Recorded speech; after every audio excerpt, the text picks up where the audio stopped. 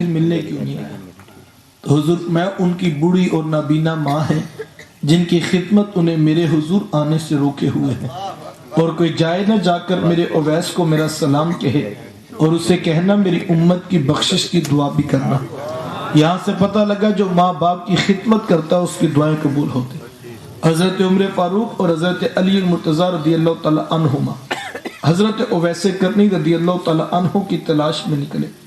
جب ملاقات ہوئی تو حضور کا سلام پیش کیا، بس نام سننا تک کہ چھم چھم آنکھوں سے آنسو برسنے لگے۔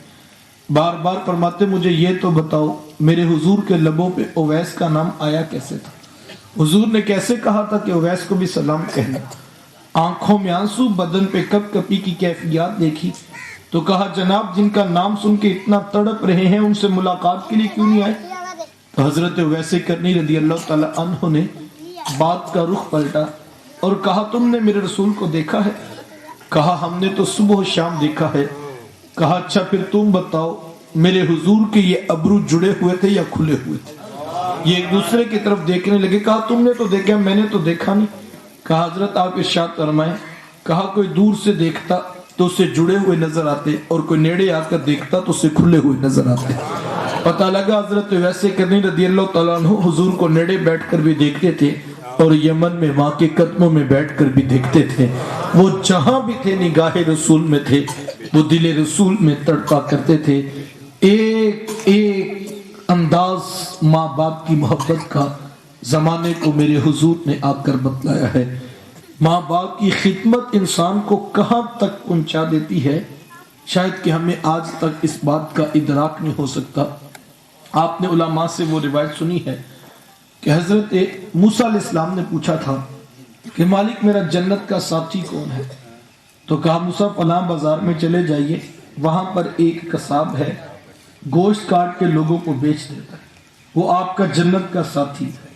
حضرت موسیٰ علیہ السلام چل پڑے کہ جا کر دیکھوں تو وہ کیا کرتا ہے۔ جا کر دیکھا تو عام سا قصاب تھا، گوشت کاٹتا اور لوگوں کو بیچ دیتا، ہاں جو ٹکڑا اسے اچھا لگتا وہ الگ کر دیتا۔ شام کو جب گھر واپس پلٹنے لگا تو اس نے الگ کیا ہوا گوشت پیک کیا اور وہ گھر کی طرف چل گیا۔ حضرت موسیٰ علیہ السلام اس کے پیچھے ہو لیے۔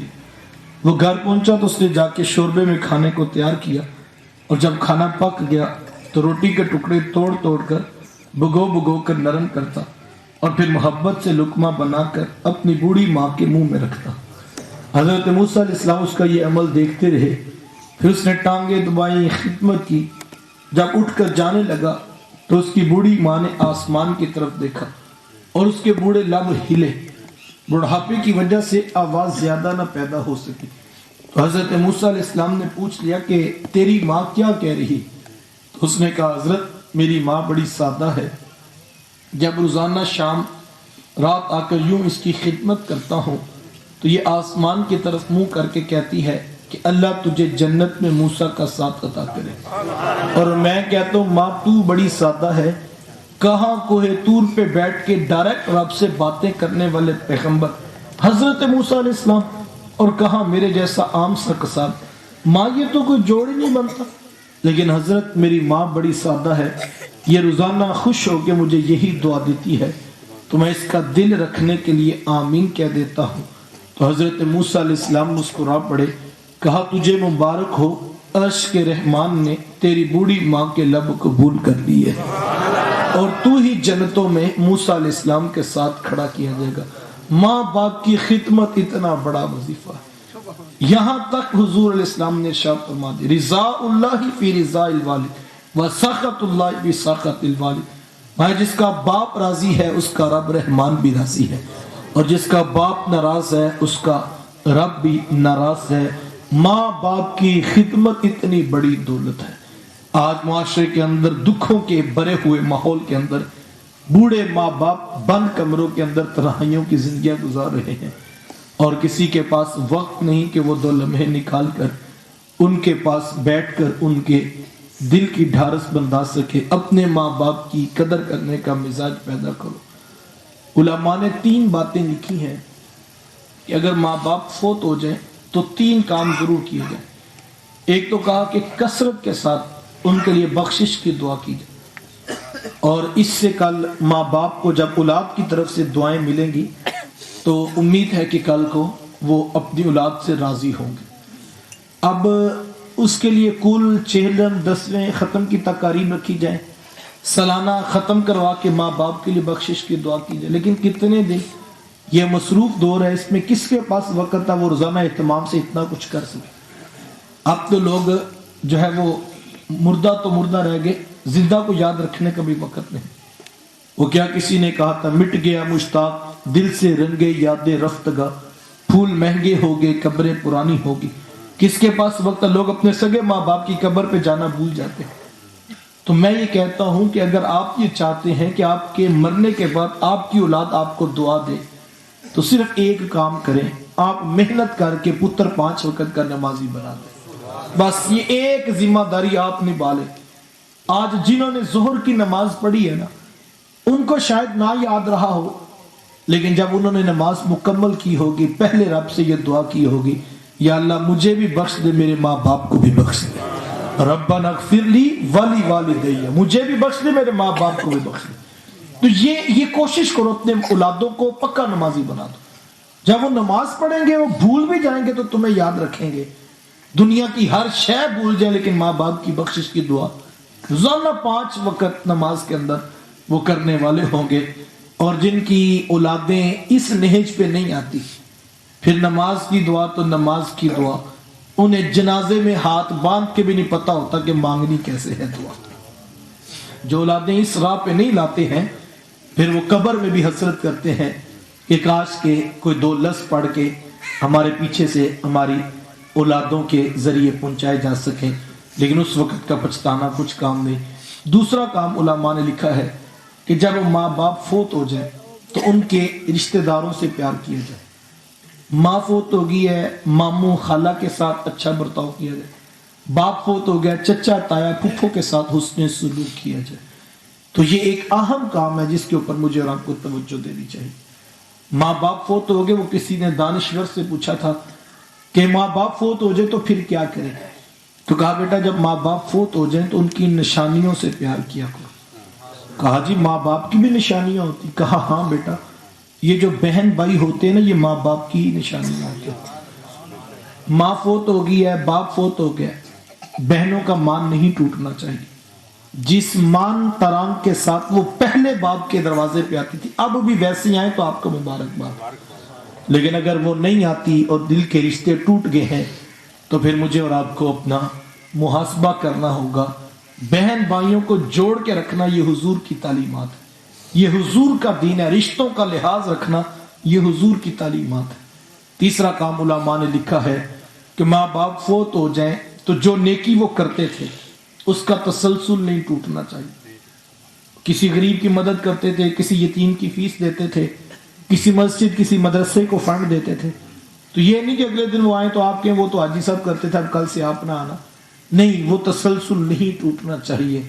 صاحب یہی 3 کام علماء نے لکھے ہیں، جو کریں گے ان کو دنیا میں بھی فائدہ ہے، آخرت میں بھی کل فائدہ ہوگا۔ میری بات مکمل ہو جائے، اسلام کہتا ہے ماں باپ کی قدر کرو، اخلاقیات کہتے ہیں ماں باپ کی قدر کرو، عقل کہتی ہے جنہوں نے تمہیں بچپن میں پالا تھا اب تم بھی ان کی خدمت کرو اور ان کی قدر کرو۔ لیکن میں کہتا ہوں اسلام، مذہب، اخلاقیات، عقل کے تقاضے اپنی جگہ، صاحبوں اپنے اوپر رحم کرتے ہوئے اپنے ماں باپ کی قدر کرو۔ آپ پوچھیں گے اپنے اوپر رحم کا مفہوم کیا ہے؟ تو صاحب یہ دنیا مکافات عمل ہے، یہاں جس نے جیسا سلوک اپنے ماں باپ کے ساتھ کرنا ہے کل کو ویسے سلوک اسے اپنی اولاد کی طرف سے دیکھنا ہے۔ کوئی امیر کبیر خاندان کا شخص تھا تو اپنے گھر میں داخل ہوا تو اس نے کرسی پہ بیٹھے بیٹے کو کوئی ڈرائنگ بناتے دیکھا۔ بچوں کی عادت ہوتی بچے کچھ نہ کچھ بناتے رہتے، تو باپ نے پوچھا کہ بیٹا تم کیا بنا رہے ہو؟ تو اس نے کہا بابا میں اپنے گھر کا نقشہ بنا رہا ہوں۔ تو کہا بیٹا تم نے کیا بنایا؟ تو اس نے کہا بابا یہ میرا کمرہ، یہ میری ماں کا کمرہ اور یہ میری بہن کا کمرہ۔ تو باپ کہنے لگا بیٹا میرا کون سا کمرہ؟ تو اس نے کہا بابا یہ پیچھے والا سرونٹ روم، یہ نوکر والا کمرہ، یہ آپ کا کمرہ۔ تو باپ کہنے لگا بیٹا یہ زیادتی نہیں، تم سب کے بڑے بڑے کمرے اور میرا چھوٹا سا اور پیچھے والا وہ بھی نوکر والا کمرہ۔ تو وہ چھوٹا بچہ کہنے لگا بابا دادا ابو بھی تو پیچھے والے کمرے میں رہتے ہیں۔ یہ میری آدھے گھنٹے کی تقریر ہے، اگر یہ جملہ یاد رہے۔ اس نے کہا بابا دادا ابو بھی تو پیچھے والے کمرے میں رہتے ہیں۔ اس نے بیٹے کو تھپڑ نہیں مارا کہ تو بدتمیز ہوگا، تو مجھے کچھ سکھانا چاہتا۔ اس نے 1.5 گھنٹے کی تقریر اس کے اوپر نہیں جاڑی۔ جب پتہ جو لگ گیا کہ غلطی کس جگہ پہ، تو اس نے بیٹے کو کچھ نہیں کہا، خاموشی سے کمرے میں گیا اور پیچھے والے کمرے سے بوڑھے باپ کو نکالا اور لا کر بڑے کمرے میں بٹھایا، اے سی آن کیا، اس کی خدمت کرنے لگا۔ تو وہ چھوٹا بچہ کہنے لگا بابا 1 منٹ رکنا، میں نے اپنے گھر کا نقشہ تبدیل کرنا ہے۔ اور اس نے کاغذ پھاڑ دیا اور پھر بڑا سا خانہ بنایا اور کہنے لگا بابا اب سب سے بڑا کمرہ آپ کا بناؤں گا۔ یہ وہ سبق ہے جو ہماری اولادیں ہمیں روزانہ سناتی ہیں۔ چاہتے ہو بڑھاپے میں تمہیں بڑا کمرہ ملے؟ سادہ سا اصول ہے، آج اپنے ماں باپ کو بڑا کمرہ دو، کل تمہیں بتانا نہیں پڑے گا۔ مبارک ہو اس نوجوان کو جو اپنے بوڑھے باپ کے آنے پہ اٹھ کر باپ سے سلام لیتا ہے، کل اسے اپنی اولاد کو بتانا نہیں پڑے گا، بڑے آئے تو اٹھ کے سلام لیتے ہیں۔ اور جو یوں ایک ہاتھ آگے کر کے کہتا ہے اور سنا کیا حال ہے، تو پھر وہ کل کو تیار رہے اس کے ساتھ بھی ایسا ہی سلوک ہوگا۔ مبارک ہو اس نوجوان کو جو بوڑھے باپ کے ہاتھ چوم کر آنکھوں کو لگانا اپنے لیے سعادت سمجھتا ہے، کل کو اس کی اولاد اس کی یوں ہی قدر کرے گی۔ اور تیار رہے وہ نوجوان جو بند کمرے میں بیوی کے کان میں ماں باپ کی غیبتیں کرتا ہے اور سمجھتا ہے کہ میں بڑا دانا بینا، ان کو تو کچھ نہیں پتا۔ تو صاحب یہ قرض ہے، یہ ادھار ہے، کل تمہیں چکانا پڑے گا۔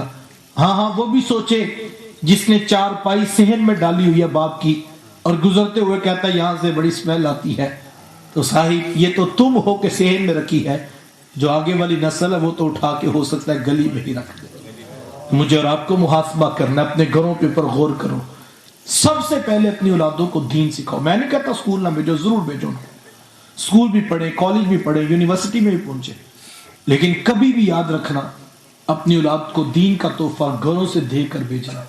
میرے استاد المکرم فرمایا کرتے بیٹا کوئی چیز پرانی ہو جائے نئی چیز لے لیا کرو، نئی چیز میں جدت ہے، نئی چیز میں سہولت ہے، نئی چیز میں آسانی ہے، لیکن بیٹا یاد رکھنا دین جتنا پرانا ہوگا اتنا گنبد خضرا کے مکین کے نیڑے ہوگا۔ ہم نے دین نیا نہیں لینا، دین وہی ہے جو داتا صاحب گنج بخش علی حجویری لے کر آئے، دین وہی ہے جو خواجہ معین الدین چشتی اجمیری لے کر آئے ہیں۔ اپنی اولادوں کو دین سکھاؤ۔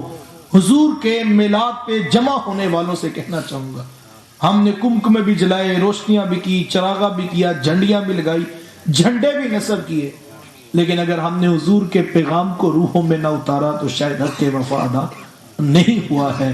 ہمیں اپنے گھروں کا محاسبہ کرنا ہے۔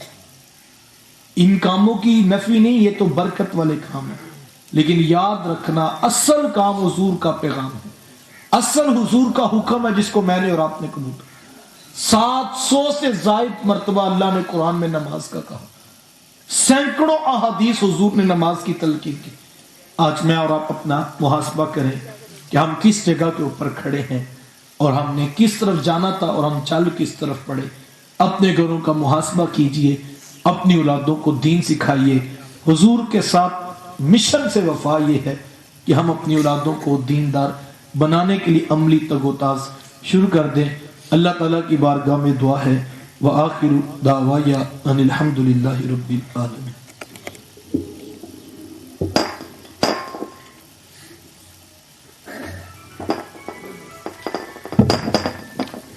درود و سلام